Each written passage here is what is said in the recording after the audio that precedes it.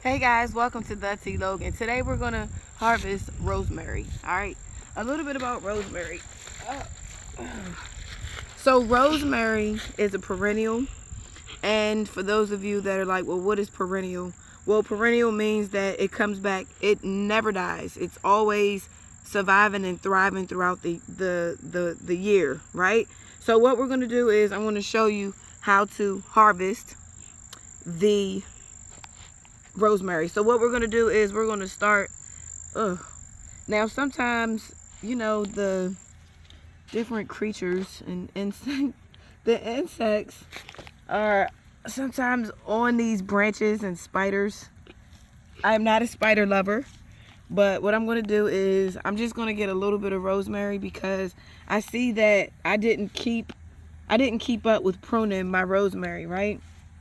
And I have some ginger right here growing. Isn't that cool? So I'm looking forward to being able to pull this ginger. Isn't this nice, guys? Anyhow, so look.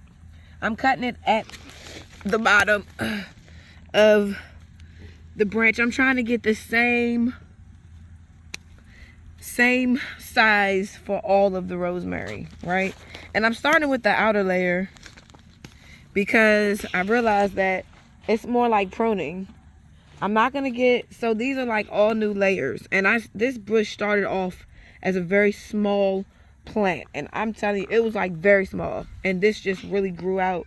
And see, this is like the mother branch of these, so I'm not messing with these. I'm just getting a new tender branches so that I can go ahead and just kind of get this bush tamed, because it's chaotic. It is.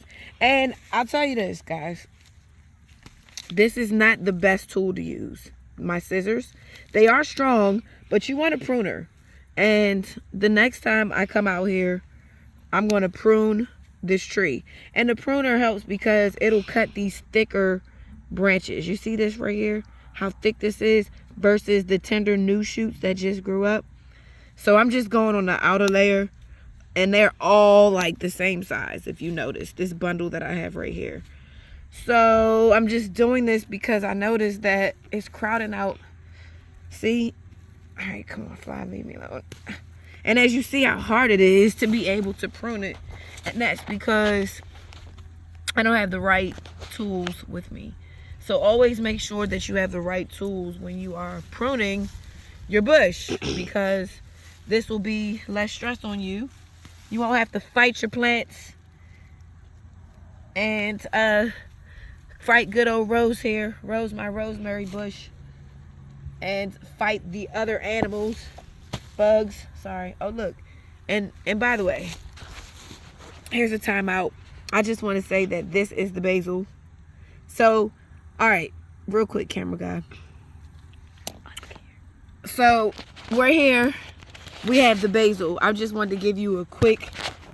So the basil right here is flowering or bolting, and here's what the basil looks like once it's dried out. I usually clip these ends. I don't wait for it to bolt, because I realized that when I clip it, if you notice down here, I've been clipping it, and what happens is they turn like this, right? So you notice I'm like, nah, you're not going to flowering on my time, because I still need this basil, because look how nice this basil is. Thick, nice and thick, right?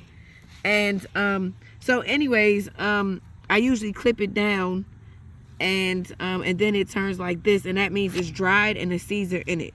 And I usually have one of AJ go ahead and he harvests the seeds for me. All right, so back to the rosemary bush.